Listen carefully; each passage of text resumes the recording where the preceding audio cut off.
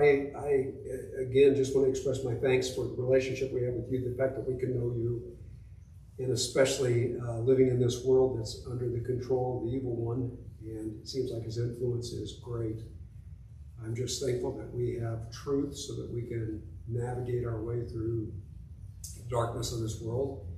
And I do pray that we would be like lights reflecting your light, so that other people can find the truth and find hope in this world, and hope that actually goes beyond this world, not just to be able to effectively live this life. But as we look to your word tonight, especially the significance of what we're looking at, would you please stretch our minds and help us understand a little bit better and take it in a little bit more, so that we can be shaped by your word. That's my request in Jesus' name. Amen. All right. We are down to the part Jesus has already had the Last Supper with his apostles, disciples. They're down to 11 of them. Judas has already betrayed him.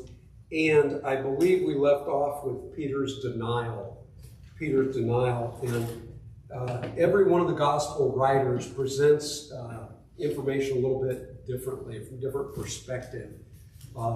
Luke is one of the synoptic gospels. So with Matthew, Mark, and Luke, you're going to get much of the same material. John is the one that was written later, and because he wrote later, he didn't concern himself to repeat the things that you can find in the parallel, the synoptic gospels, the first three. And so he really focused on one night, on the night that Jesus is with his disciples for the Last Supper. It's over a quarter, almost a third of his gospel is that one night. Half of his gospel is the final week of Jesus' ministry. So he does hit some highlights. He focuses on major signs, major evidences, major proofs that Jesus gave to people so that they could believe in him. And depending on how you count it, a lot of people like to say there's 7 signs, but that doesn't count the biggest one. So there's 7 signs that lead up to death, burial, and resurrection in the Gospel of John. Well, Luke, his perspective is a little different. Matthew is writing to what kind of audience? Jewish audience. And so if you're writing to Jews, what point do you want to make about Jesus? What is it you really want to emphasize to Jews? Fulfilling philosophy or prophecies of the Yeah. Like Ben Shapiro today, one of the things we wanted to know about Jesus is he's actually a fulfillment of the prophecies that you as a Jewish person are looking forward to. This is the Messiah that you're looking forward to. And so Matthew's going to have more prophecies, more references to the Old Testament than any of the other guys. Mark seems to be written to a Roman audience in particular, and Luke is the one that's really focused on a Gentile audience. And so John is too, but John's just a different perspective. So John will take time. He's the one that's written more to everybody, right? And so John will frequently take time to explain, like if he mentions something that's a Jewish custom, he'll parenthetically explain what he just got through talking about, right? Well, Luke is written mainly to a Gentile audience, and so he's going to focus on some things that are a little less Jewish. And I'm just saying all this to say that when you read through the crucifixion, we did it last week when we were in the Last Supper. He talks about some things and leaves some things out that Jews would probably care more about, right? But again, he's writing to a different audience, and I really, really like the way that he comes back after the resurrection and has this 24th chapter where you get 2 guys walking on a road to a little town called Emmaus, and Jesus meets with them on that road. Well, we know from Acts, the 1st chapter, that after Jesus rose from the dead, for a period of 40 days, he met with various people, sometimes in groups, sometimes individually. And according to Acts, he performed many, many significant signs to those people. Well, that's kind of interesting too, because these people didn't believe that anybody could rise from the dead, right? They were just as shocked as people are today to accept the fact that somebody can rise from the dead. So it had to be proved to them. And so Jesus would do things like, getting ahead of myself, but on the road to Emmaus, he would be with these guys, and they couldn't even recognize him until they started eating bread. And then once they recognized him, right in front of them, he disappears. And so it's kind of like, Twilight Zone music starts playing. It's kind of like, yeah. So another sign to prove himself. Well, I'm saying all that to say, Luke does give us some insight into some things that the other gospel writers don't. We're going to see this with the two guys who are crucified next to Jesus. Luke goes into a little bit more detail there. He's writing to a Gentile audience, and so we're going to talk about these criminals more. Well, here with Peter, the other gospel writers already tell us that Peter denies knowing the Lord 3 times. But Luke, for me personally, includes something that is like the most cutting aspect of it. I mean the fact that he denies the Lord 3 times is huge. But look at what it says in verse 60 and 61. Peter replied, after he's been challenged that he's one of the followers, Peter replied, "Man, I don't know what you're talking about." So he's lying, and he's denying that he knows the Lord. Just as he was speaking, the rooster crowed. Now you put all the accounts together. All the accounts tell us he's going to deny him how many times? 3. How many times is the rooster going to crow? 2 times. 2 times? The rooster crows twice, and he denies him 3 times. Now, not all the accounts will say the rooster crowed twice. In fact, Luke just says the rooster crowed. But it doesn't contradict the fact that the rooster crowed twice. He just doesn't include that detail. In fact, Luke is a little more bent on, if Jesus is healing a blind man, he'll talk about him healing a blind man, where Matthew will tell us, well, there were 2 blind guys. Okay, well, Luke doesn't say there was only one blind guy. He just focuses on this one guy, right? So Luke here tells us that he denies him, and while he's denying him, the rooster crows. In verse 61, the Lord turned and looked straight at Peter. Okay. Again, when we put the accounts together, Jesus has just been interrogated by the high priest, and he's been moved from one location to another. This is all taking place in the middle of the night, right? So it's in the middle of the night because they're trying to rush around, because they're trying to take care of things before the Sabbath day. The Jews are. Right? And so while they're moving him from one location to another to interrogate him, in the courtyard area, they're standing there. Peter denies him for the 3rd time. The rooster crows. When the rooster crows, Peter's like, flashback. Jesus just told him at the meal, he says, everybody else is going to let you down. I'm not going to let you down. The rooster crows. He thinks that. And when he looks up, Jesus, being escorted, turns around and locks eyes with him. Right? I'm thinking devastated. What really gets me about this is the language that Luke uses here. This is a look of love or a look of concern. So it's not my first inclination. It's not a, I knew you would let me down kind of look. No, it's like, this is the expression you would use of a mother looking at her child. So this is kind of like Jesus looking at him in a tender, compassionate way. Why would Jesus do that? To show Peter nothing was held against him, that he was forgiven. He can come back. Yeah, do you remember what Jesus said when he was telling him about the fact that he's going to deny him? Satan is asked to do what? Sift you like wheat. And then what did Jesus say? I will pray for you. Say what? I will pray for you. Yeah. And when, I'm going to pray for you, and when you come back. So Jesus knew it was going to happen, but he's praying for him after it happens, that he can still make a recovery. Because at this point, he probably feels like Judas going out to hang himself. Mm-hmm. Instead, he goes out, and it says in verse 62, he wept bitterly. Let's start over here with Rick. Rick, if you would read, I think that's where we left off last week. Let's have verses 63 through 65. Okay. The men who were guarding Jesus began mocking and beating him. They blindfolded him and demanded prophecy. Who hit you? And then they said many other insulting things to him. Some commentators will point out the very fact that Peter just blew it. Peter just caved, and Jesus didn't. Jesus just stood there and took it. Why was, well, first of all, why are the Roman soldiers treating him so poorly? Wait, is it the Roman soldiers? Because aren't they still talking to the people that attacked him? That's a good question. That's a good question. We assume it's the Roman soldiers because when they went out to get Jesus, it wasn't just the Jews and the Jewish guard. The Roman soldiers were with them from the beginning. Oh, okay. Yeah. I guess I didn't understand. And the reason we assume this is mainly from the other gospel accounts, where he gets shipped back and forth to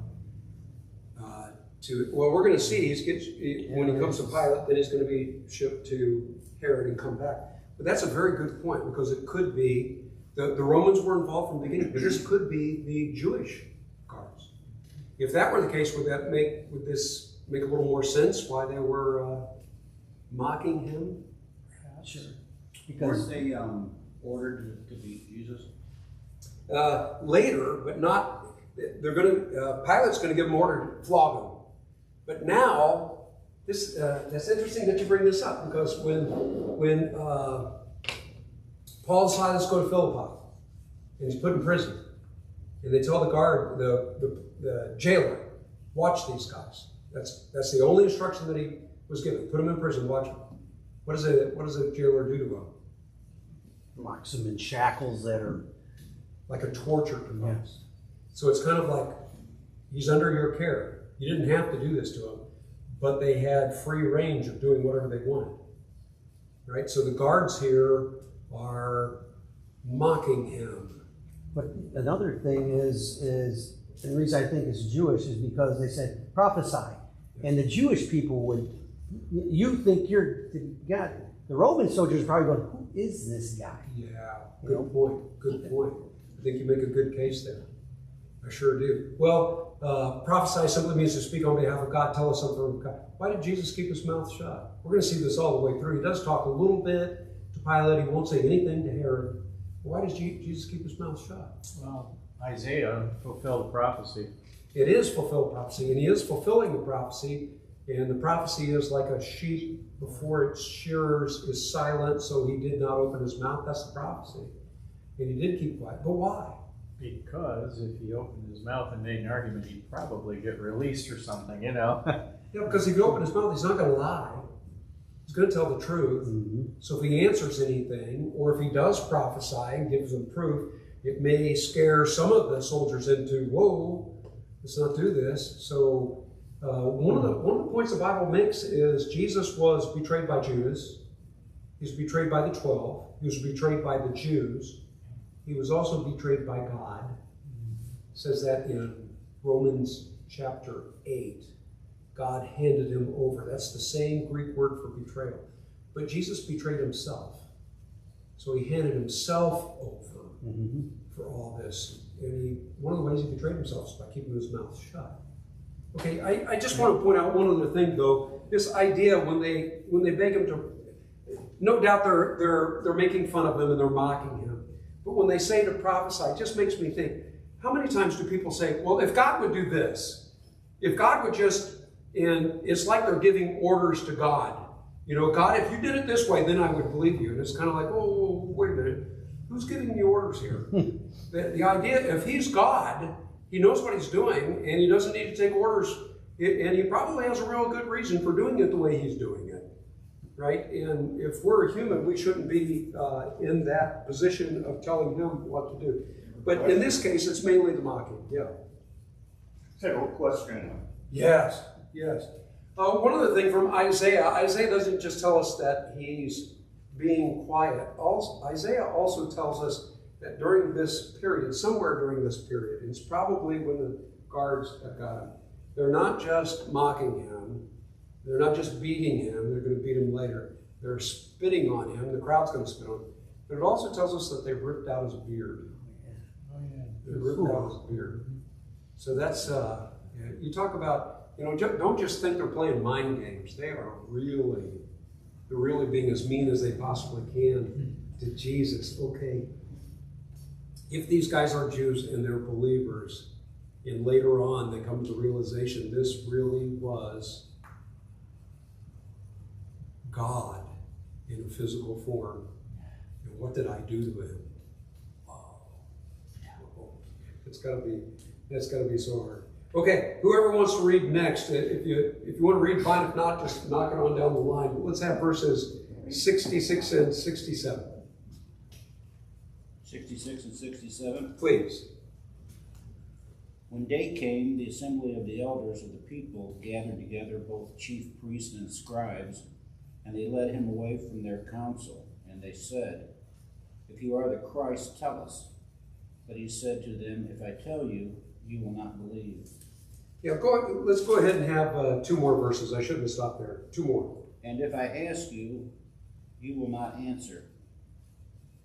But from now on, the Son of Man shall be seated at the right hand of the power of God."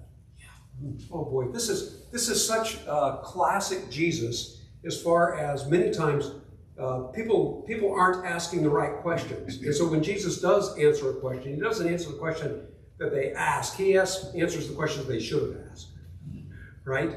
And so daybreak, what day is this? Sabbath, right? Not yet. This is Friday. Oh, it is Friday. This is Friday. Yeah, because they want to get him down from the cross so they can observe the Sabbath. That's right. So this is the day he's going to go on the cross, right? But this has been happening. Thursday night was the Last Supper. They went to the garden. They've been up all night going back and forth with these trials. And as the sun's coming up, more people are coming out. The people are coming out to witness what's going on now. And they're asking him this question, the chief priests and the teachers of the law. If you're the Messiah, tell us. Okay. Jesus' response to this is, first of all, if I told you, you wouldn't believe. Right? And secondly, in essence, he's going to say, but I am. Because how he words this when he says, where is it, verse 69, from now on, the Son of Man will be seated at the right hand of the majesty of God. Put your finger here and look back in the Old Testament for just a minute. In Daniel chapter 7.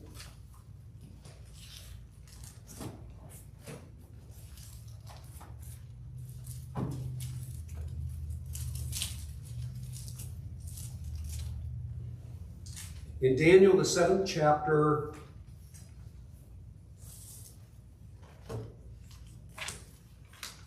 I won't take time to read all this, but in Daniel, the 7th chapter, in verses 9 and following, you've got a picture of God.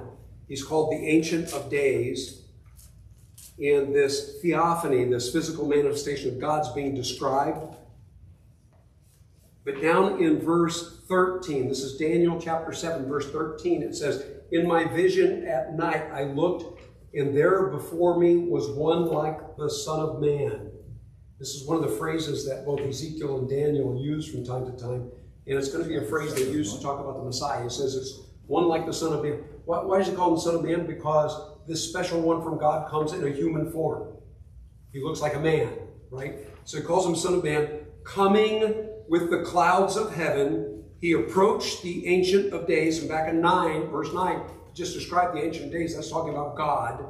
So let me come back here. He says he saw this vision, one come in human form, the Son of Man, coming with the clouds of heaven.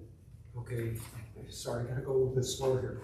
Every time it mentions the clouds. Do you know the significance of the clouds throughout the Bible? When did the cloud appear? When God was present. Yeah, when God was present. And usually it was a terribly frightful thing, such as on Mount Sinai.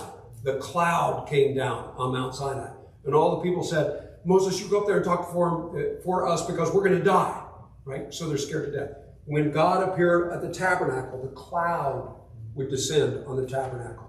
And sometimes there would be judgment. Fire would come out and consume the people who were rebelling against God. But the cloud would be a picture of God's presence. So it says, in this vision at night I looked, and there before me was one like the Son of Man coming with the clouds of heaven. So this is with the power of God, right?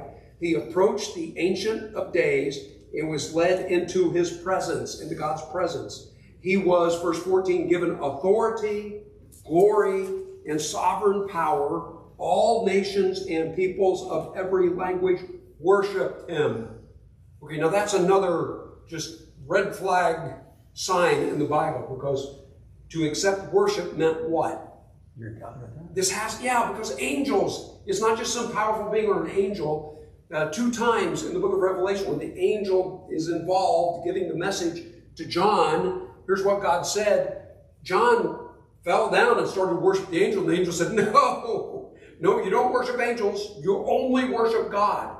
So that's another clue for us. He was given authority, and all nations and people of every language worshiped him. His dominion is an everlasting dominion that will not pass away. His kingdom is one that will never be destroyed.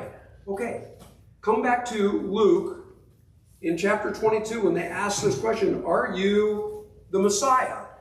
Okay, why is that the wrong question? It's the wrong question because they didn't even understand what the Messiah really was. They thought it was just going to be like a king, like David, to sit on the throne and give him political victories. And he's like, your picture of the Messiah is too small. Let me tell you what it's really going to be like. The Son of Man will be seated at the right hand of the mighty God. So it's like the Ancient of Days. The Son of Man will be with the Ancient. Well, that would immediately bring to mind, oh, you're claiming to be God. And everybody's going to worship you. That's what you're really claiming. And so this is how they respond. Let's have verses 70 and 71. They all asked, are you then the Son of God? He replied, you say that I am. Then they said, why do we need any more testimony? We have heard it from his own lips. Yes. Okay, so they clearly understood what he was saying. And by the way, is he claiming to be the Messiah? Yes, he is. But why did he say it in this weird sort of way? Because they didn't really understand what the Messiah was. It's greater than just somebody from God. It's somebody special from God who is equal with God himself. Right? Yep. And so that's what he clarified. And this is the part that gets me. It's kind of like, if he said that, I mean, if he made such a claim, what are they going to do with this? They're taking that claim and say, okay, he made that claim, so he deserves to die. Don't you think if he made that claim, the first step ought to be, well, let's figure out if it's true. Because if it's true and he's really God, we're in a whole lot of trouble if we kill him. Right? Which, by the way, they were in a whole lot of trouble because they rejected him. But they didn't take that one step because they were so set in their ways. So chapter 23. Let's have, let me see, the first 2 verses. Then the whole assembly rose and led him off to Pilate. And they began to accuse him, saying, we have found this man subverting our nation. He opposes payment of taxes to Caesar and claims to be Messiah, a king. Okay, 3 charges. There are 3 charges. Charge number 1, he's subverting the nation. So he's, why are they throwing that one in? Because he's going against what they want, So to them he's subverting because it's their power that's on them. Okay, very good. What was the prophecy that Caiaphas made? Caiaphas was the high priest. What was the prophecy that he made? One person has to die for the nation to survive. Yeah.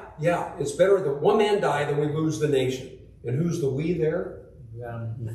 Yeah, the Sanhedrin. Okay, so they in essence were thinking, if the crowds keep following this guy, if we don't do something about Jesus, everybody's going to follow him and we won't have a position anymore. So in order for us to maintain our power and our control over the nation, we need to do away with him. Okay, that's not what they were saying to Pilate, though. That is what they're concerned about. That's one of the things they're concerned about. What are they saying to Pilate? He's trying to overthrow what Pilate was responsible for. Okay. I really like the way you worded that, because they're not so much saying that he's trying to overthrow Rome. Although that's what they wanted a Messiah for. They wanted a Messiah to right. overthrow No Rome. kidding. But they fall short of that. They're just saying that he's going to stir things up and that he's going to mess things up. And why would that be a concern to Pilate? Because most of the regional guys throughout the Roman world were supposed to keep the Pax Romana, the peace of Rome. And if there were riots, there were things that were stirred the people up, Rome would come in and with an iron fist would send the army in and deal with them decisively. So they're thinking to themselves, this is a real deal as far as we're losing our position, but we're going to tweak this complaint a little bit so that Rome will be concerned about it, right? So that we can do away with them by the Romans doing something for us. Okay, that's the first complaint. What's the second charge they bring against? Not just subverting the nation. What's the second charge? Opposes taxes to Caesar, Okay. That's, which is incorrect. Yeah. Okay. What did he say about taxes to Caesar? Give to Caesar what is Caesar's. yes, because when he was asked about that previously, he says, do you have a denarius? And Whose inscription? whose picture's inscribed here? Yes. And he said Caesar's. Yes. Well, then render unto Caesar that which is Caesar's, and unto the Lord which is the Lord's. Very good. That's exactly right.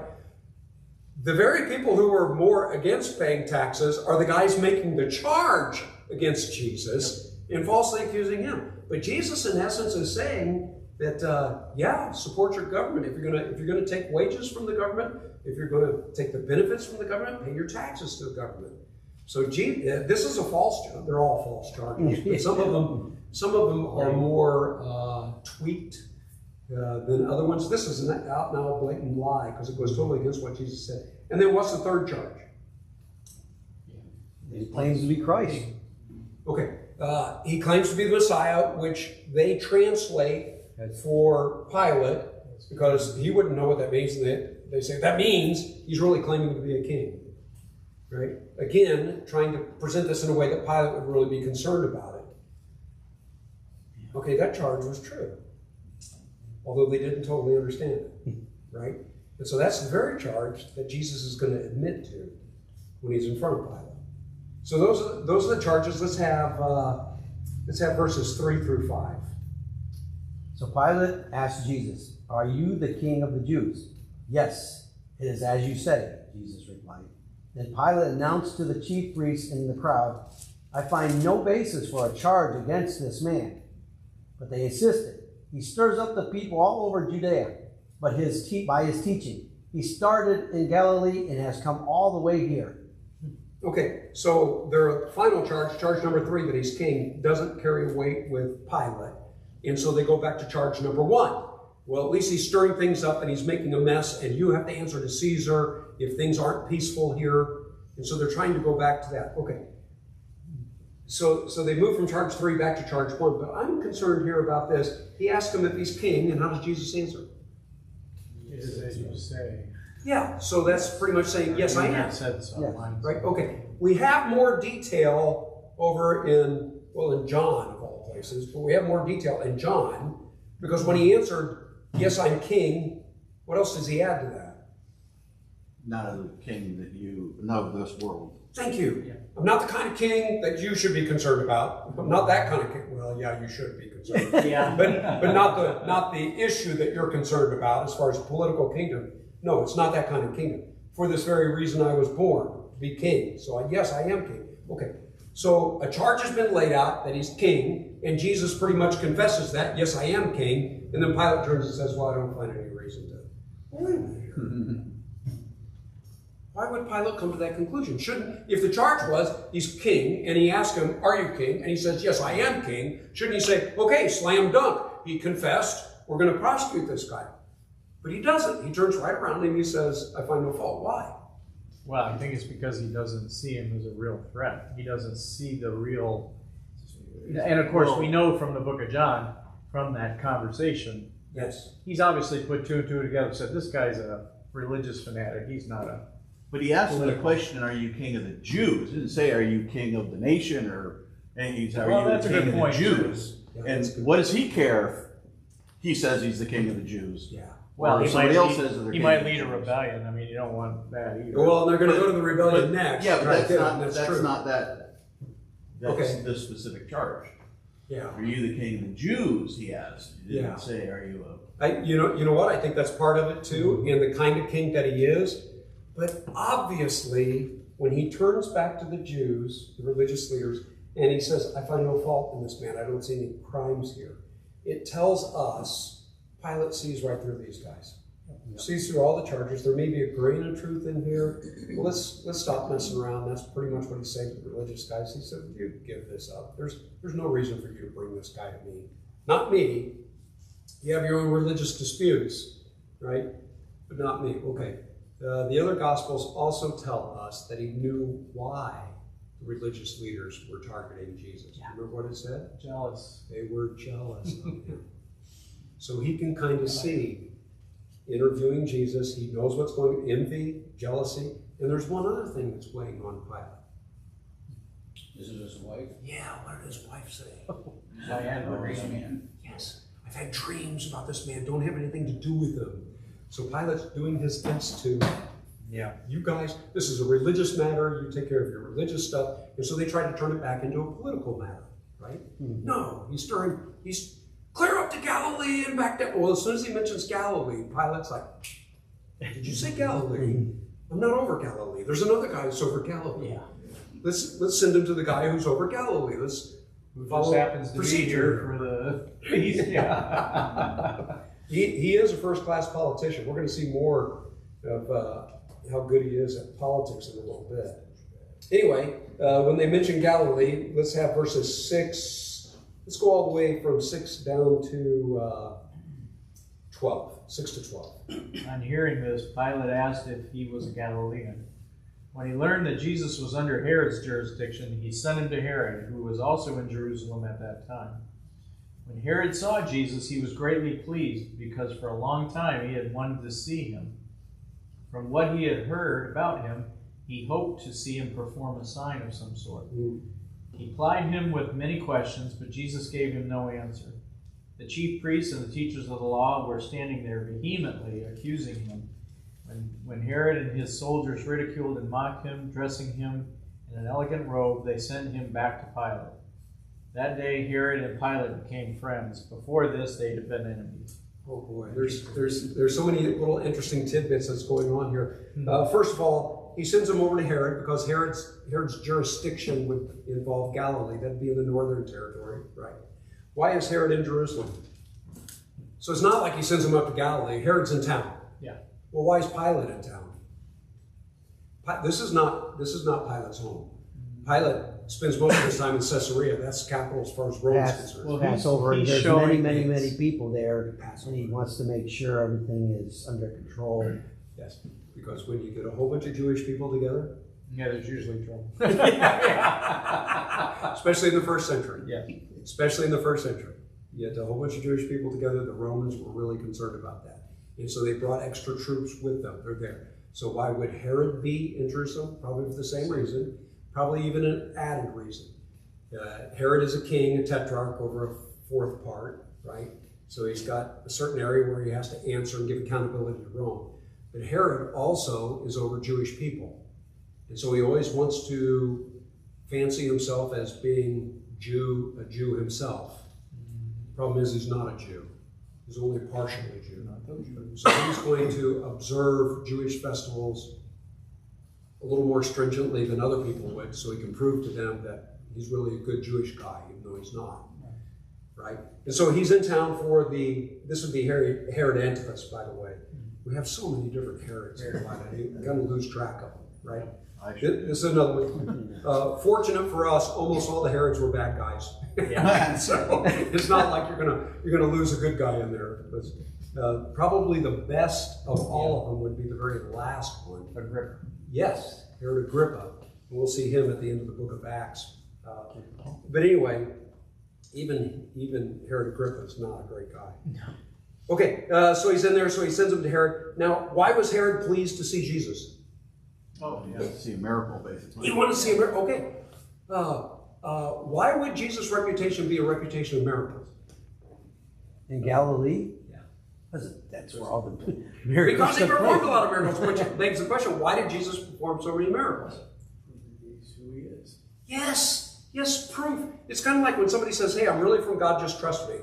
It's kind of Yeah. like, well, you know, can you give us some evidence or some proof? Well, he gave outstanding evidence and outstanding proof. That's what always gets me when they ask for a sign. It's kind of like, what are you, blind? Where have you been? You know, feeding of the 5,000, walking on top of water, healing people who were born blind, guy who was brought down through the roof, forgiving his sins and proving that he could forgive sins by making him walk, stopping funeral processions, calming storms, casting out demons. I mean, he's got a list, and there's not just one genre. It's not like against demonic forces or against nature or against diseases. Against every single area of power in the world, Jesus displayed his superiority. Including death. Including death. That's exactly right. Then they also want to kill Lazarus because he had risen from the dead. Yes, that's exactly right. In John chapter 11, after he brought Lazarus back to life, the Jewish leaders got together and said, we're going to have to kill him too. Because when people see him, they're going to say, well, that's proof that Jesus was really from God, right? So we got to get rid of all the evidence. Get rid of the evidence. Yeah. Cover it up. Okay, so Jesus performed miracles so that people might believe. You want to reference that, it's John 5:36. It's one of the places where Jesus said, I'm doing these miracles because if you have a hard time believing in me, look at the miracles so that you can believe, right? So if Jesus does miracles so that people might believe, why doesn't he do a miracle so that Herod would believe? That's like if Satan wanted to see a miracle. He wasn't going to play to the audience necessarily. Okay, what is Jesus' statement? Don't cast your pearls before swine. What does that mean? Don't put valuables to something valuable to somebody that's not able to appreciate it. So why would he do a miracle if he knew in advance Herod's not going to follow him and treat him as the Lord? He knows that he's not going to do that. The same thing is said when he went back to his hometown. What's Jesus' hometown? Nazareth. Nazareth. Why didn't he perform miracles there? Prophets are not. They grew up with him. They wouldn't believe him. Right. They wouldn't believe him. Another great example, this is in John chapter 9. John chapter 9, you've got this guy who was born blind. And when they're interrogating him, do you remember this? During the interrogation, they said, we already know this guy is not from God, so go ahead and tell us your story. Yeah. It's kind of like, well, you've already come to a conclusion. Why do I need to tell you the story? Right? I didn't mean to cut you off. No, it's okay. I remember in one of the other Gospels that Herod, and I don't know if it was this Herod or not, wanted to see Jesus, and Jesus' comment was that he's... Go tell that fox. Yeah. Yes. So, the fact that he's finally going to meet him, Yes. of course he's pleased. He's been trying to see Jesus this whole time Yes. and hasn't been able to get to him. Yeah, very interesting character, because Herod does have a little bit of the fear of God in him, because there was a guy named John the Baptist who used to talk to him, and he liked John, he feared John, but he also ended up Beheading him. killing John. Yeah, well, because Why did he kill John? same face. Because of his party guests. Yeah. So this guy was more politically motivated than he was. He had that conscience. He had that within him to know, hey, something's wrong. I should be doing something else. But the political things were more important to him. For my personal devotions, I'm reading through Jeremiah again. And the last king of Judah was a guy named Zedekiah. Yeah. And Zedekiah kept coming to Jeremiah and saying, hey, is there any message from God? And Jeremiah said, if I told you, would you believe me? I keep telling you, and you won't do anything about it. Because every time he went out in public, he always gave in to what the people wanted. So on a personal level, he really sounded like he really wanted to know what God said. Yeah. But he's not going to do anything with it. I just think there's a lot to this, because he gave him no answer. Just like he wouldn't perform miracles in his hometown, because they wouldn't believe him. So it wouldn't do any good, right? Mm-hmm. This is kind of the opposite of why he spoke in parables. Remember Matthew 13? Why did Jesus decide to speak in parables? So that only the people who really we're interested, we'll ask and seek out the answers. That's exactly right. Those who seek will find. That's right. So he spoke in parables to be misunderstood. Only the people who came back and asked for the parables to be explained would get the explanation. So what was Jesus ultimately doing? He was trying to find out who really wants to know here. If you're going to come back and ask, I'll explain it to you. He was sifting. Sifting. That's a good way of putting it. He was sifting. He was trying to figure out, well, this is kind of the opposite. It's kind of like, I'm not going to give any miracles this time to somebody who's not going to believe. Right? I am going to go above board for somebody who wants to believe. Right? But this is the opposite side of that. Isn't that kind of a sense of that they're testing God? Yes, it You know, is. he's like, you're trying to test me by telling me what to do. Oh, now, that's great. And I would put that back with what we just said in the end of the last chapter when they blindfolded him and demanded him to prophesy. It's kind of like, well, what right do we have to demand him? We're putting God to the test. Yeah, give me some prophecy. Tell me my middle name. Something like that. Who knows what they were asking him to do, right. But it's kind of like, don't do that. You're not allowed to do that. This is God you're dealing with. Okay, verses 13. Oh, yeah, I didn't finish commenting. Yeah. Quick comment on the 12th about Herod and Pilate becoming friends. Thank you. That's, to me, that's like the Arabic saying, the enemy of my enemy is my friend. I think that's a good explanation. I think so. There's often a lot of rivalry amongst the area leaders as far as trying to please Rome, and there's a lot going on behind the scenes.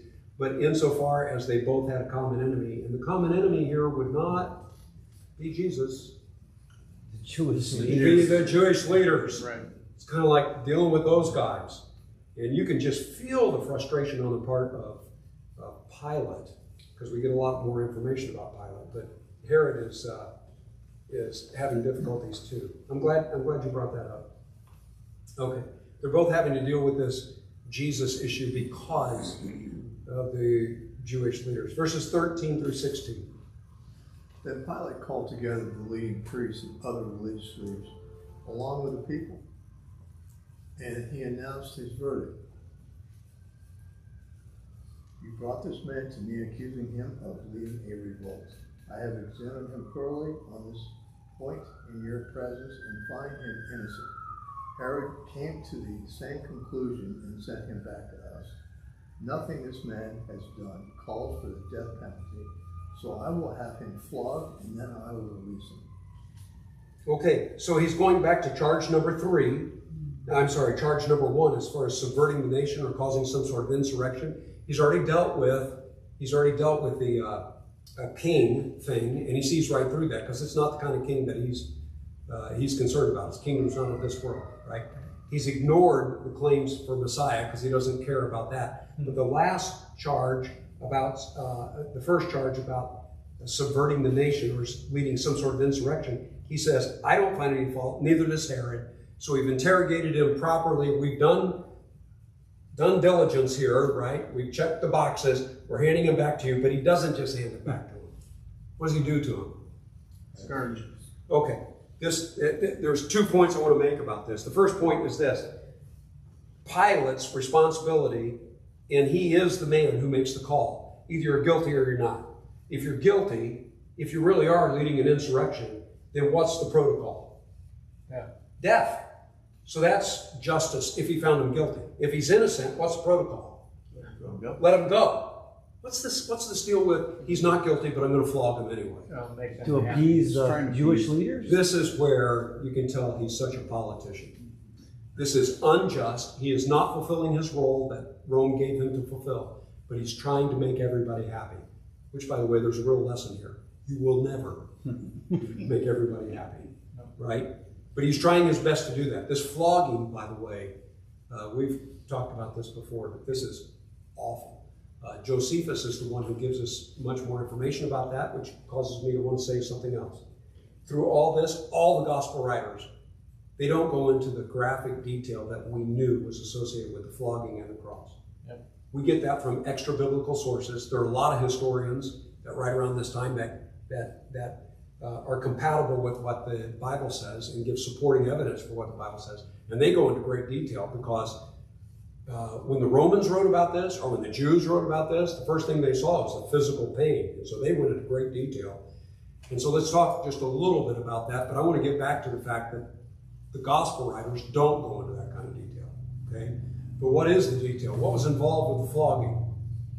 The whips had basically what would be like a cut on them, and they would flay the skin. Yeah, they depending on what they used, typically they'd use something called the cat of nine tails. Mm-hmm. And it would have several straps, like 9 straps. And in those straps, they would literally tie pieces of pottery or rocks or sometimes metal. So if you can picture this, if you had a whip with 9 long ropes, and in that rope you had tied like nails and different things like that, what do you think is going to happen when you whip somebody with that the very first time? Rip. Yeah, and so when Josephus described this, there are 2 typical ways they did this. Frequently, they would take a person and make the letter X out of them. They would tie them so tightly that their body would be suspended in air. Other times, they would take a post or something like that and drape the body over and tie. Either way, the back is exposed. And they go from the back. From the back, Josephus said sometimes during the flogging, so much flesh was removed that internal organs would fall out of people's bodies as they died. Because many times people died. They didn't survive the floggings. They were that bad. I also heard that many times they would get halfway through and they'd have to turn the person over because there wasn't enough left on the one side. The back, they had to start on the front. It doesn't surprise me at all. I mean, when you think of cat of nine tails, and you think of a Roman soldier who's used to doing this. Yeah. Loved it. Well, probably, yeah. In bringing out the pain. Okay. Why is it none of the gospel writers go into graphic detail about physically? They just said he was flogged, he was crucified. They talk about it as things. Put people off from reading the rest of the book. Maybe. That kind of goes along with one of the arguments they made is it was so well known in the first century that they didn't have to go into details. In fact, you know this, right? That they invented a new word because of the pain brought about by the cross. And the word translated into English is excruciating. Well, it came from a word because they had to invent a new word because they didn't have anything adequate to describe the pain that people went through. They were trying to invent the worst possible way to die. That's what they were trying to invent with the crucifixion. Yeah. So maybe what their writers were trying to do is emphasize the death, which was the most important thing of Jesus Christ, instead of the tortures that he went through before he died. Okay, I'm partial to that too. Here's what I vie for. I think the physical pain's not the main point. Yeah. I think there was something worse than the physical pain. It was the hurt. As bad as it was. And I totally agree. They didn't have to go in detail because everybody knew it. Everybody knew this was the worst possible way to die. The worst possible way. But what was worse, what Jesus was praying about in the garden was not, oh, they're going to crucify me, oh, I'm going to get flogged. No, he said, your cup. He's talking about what God was going to do to him. That was the thing that was troubling him the most. Because I've often thought about the fact that Jesus is God, and the three have been together the whole creation from beginning to end. Yes. And for the first time, Jesus is separated from God. Yes. When he yells out, "Why have you forsaken me?" I imagine that, hey, he's by himself. Yes. For the first time, and with the sin on him, God can't be in the presence of sin. So, I imagine that's got to be worse than any physical pain or thing. Yeah, I really think so. I think the Bible's trying to stretch us and try to focus, instead of focusing on the physical pain, there's more than that. Because 2 Corinthians 5:21 says, he became sin for us. Yes. So that in him we might become the righteousness of God. So what happened to Jesus here was not just a physical death where he became a curse. And he did become a curse. According to the book of Galatians, cursed is everyone who's hung on a tree. So he took the curse for us. but he also took our place. Well, taking our place, we weren't destined to be hung on a cross. But we were If destined our for sins were unforgiven, we were destined for a cup of wrath. which is hell, which is hell is separation from God, right? So somehow, some way, he experienced that. And that's, I really think understanding that this is the worst possible way you can die and then not focusing on that really throws a light on the fact that, whoa, what he did experience, that must have been, because that's what Jesus was really talking about in the garden. What was going to happen to him was what God was going to bring on him. And he did that. Boy, he did that for us. Yeah. Yeah, the lashing, Yes. they were so experienced at that, they could take you right to the point of death Yes. where one more lash, Yeah. and you're gone. Yes. Yeah, the Romans perfected this. They perfected this. They knew what they were doing. Yeah. Okay, so he's playing politician here, and he flogs him to hand him back over. Verses 18, let me see. Let's go all the way down through verse 25, 18 through 25. But the whole crowd shouted, "Away with this man! Release Barabbas to us." Barabbas had been thrown into prison for insurrection in the city and for murder. Wanting to release Jesus, Pilate appealed to them again, but they kept shouting, "Crucify him, crucify him." For the third time he spoke to them. "Why, what crime has this man committed? I have found in him no grounds for death penalty. Therefore, I will have him punished and release him." But with a loud shout, they insistently demanded that he be crucified, and their shouts prevailed. So Pilate decided to grant their demands. He released the man who had been thrown into prison for insurrection and murder, the one they asked for, and surrendered Jesus to their will. Wow.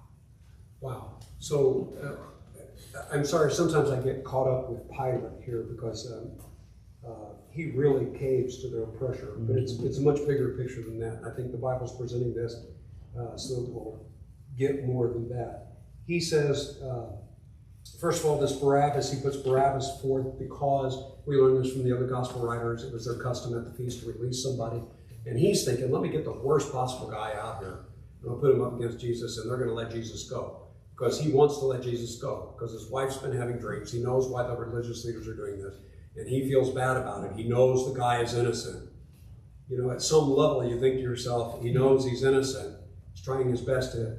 Remember in Matthew, he calls for the wash basin. Right. You know, it's not my fault and stuff like that. Yeah, it is your fault, Pilate. You can wash your hands as much as you want. You can say, I don't find no fault with him. You can't crucify him until you make the call. So you can say, well, they made me do it. No, you're the one who did it. You know, this blame thing. There's a lot of people to blame. I think that's one of the lessons here. There are a lot of people to blame. There's a lot of people who put pressure on him. Couldn't have done it without him, though. Right? At the end of the day, sorry to beat this dog again, but I'm telling you, at the end of the day, it doesn't make a difference how passionate you feel and how you think you're such a good person. Jesus said, let me look at your fruit. What did you do? So you may have had a lot of pressure. There may have been a lot of people you can blame in your life, but what did you do? Right? You're responsible for your decision. Pilate is responsible. There may be extenuating circumstances. He's still responsible. He couldn't have done this. So let's add another person to the list. It wasn't just Jesus, God, Judas, and the religious leaders. It was Pilate who handed Jesus over. That phrase comes from one word. The Greek word is paradidomai. And it can be translated hand over, or it can also be translated betrayed. It says Pilate betrayed Jesus. He did. He did, in handing him over to be crucified there. So I guess one of the reasons I'm emphasizing this is because I used to feel sorry for Pilate. The more I read this, I don't feel sorry for Pilate. I feel bad for him that he's put in this spot. But you know what? He made the wrong call. And he had all the evidence and all the proof to make the right call. But he didn't. And maybe this is just another example of situations we'll find ourselves in where we can blame a lot of people and the stress is really bad. Yeah, but do you really know what you ought to do? Then do what you know you ought to do, right? Yeah. I think he made the right call. Say what? I think he made the right call. You think he made the right call? Because we're safe. Well, yeah, he had to make a call in order for us to be I saved. mean, Yeah, if he I know. had said no, Yeah. it would have been like Satan finding out that's the reason why. Okay, let's stop it from happening. Just- Okay, but don't word it that way. Okay. He made the wrong call, but At the the right time. thing happened as a result for us. Yes. Yeah. That's a better way. Yeah, and at the end of the day, even if he had made the right call, the call that he should have made, somehow, some way, they would have hung him on a tree. Somebody would have, because the crowd is just worked up into a frenzy. Right. And when he tries to reason with the crowd's just shouting. This makes me think, I think it's so interesting, we're studying Acts on Wednesday nights, right? On Wednesday nights in Ephesus, it says there was a crowd scene, and most of the people Didn't even know why they were there. didn't even know why they were there. But they're shouting with everybody else, right? People get caught up in what everybody else is doing. Yeah. Yeah, Yeah. yeah. The mob mentality, the mob scene, that's right. You know what, we've got just a couple minutes, but I'm gonna stop there because we're gonna go to the crucifixion next. I want us to take that as a chunk. I did want to make one comment though on something that Greg said, and then I'll throw it open if anybody else wants to say anything. One of the things Jesus does say on the cross is the opening line of Psalm 22, which we're going to read a lot of Psalm 22 next week because there's a lot of prophecies that were made 1,000 years. 1,000 years before Jesus goes on the cross. It's going to tell us exactly what he says, exactly what the Jews say who are against Jesus, exactly what the Romans did to Jesus, and what they did with his clothing, and what the crowds did. Yeah. It's going to tell us 5 major things, well, even more than that if you parse it out. 1,000 years ahead of time, it's going to tell us 5 or 6 specific things that happened there. Okay. I just recently heard, though, in this, I wanted to share this with you. Psalm 22 was so well known by the Jews. It was so well known by the Jews. Why? Because it's a prophecy of the coming Messiah. Something's going to happen, right? It was so well known. In the Psalms, what are Psalms? Psalms are songs. Okay, what's one of the best known religious songs today? I'm going to suggest one of the best known religious songs today is Amazing Grace, How Sweet the Sound. So if I were to stand up, and I'm not going to sing, but if I were to stand up, I could get Troy to do this, but if I were going to stand up and say, Amazing Grace, How Sweet the Sound, and I went like this, you would probably say, that saved a wretch like me. You would know the rest of it. Okay. If it was a very popular psalm, one of the very first things that Jesus says on the cross is the opening line to one of the most famous, well-loved songs. My God, why have you forsaken me? People who were listening were probably going on with the rest of the 22nd psalm. And so while they're there, quoting the rest of that song, watching everything click on. Yes. They literally got to see Scripture being fulfilled right in front of their eyes. If they would have paid attention, they could have quoted, I think they're going to divide his garments next. I think these guys are going to mock him. I think they're going to put nails in his hands next. Because you knew the song, you knew what it said, and you could see it happening. Wow. Whoa. Yeah. So did Jesus give them a sign when they asked for a sign? Not the kind of sign they wanted. He always gave a better sign if they were just listening. Questions, comments? Yeah. No, it's a small part, and I kind of forgot. But why did Pilate's wife's dreams really mean that much? Okay, it meant that much. In that day, especially Jewish people, but we assume the Romans as well, because the Bible tells us Pilate was bothered by it. So that's why we know that it got to him. But they put a lot of stock in their dreams. And she couldn't sleep. It was one of those kind of dreams. We call them a nightmare, right? Are we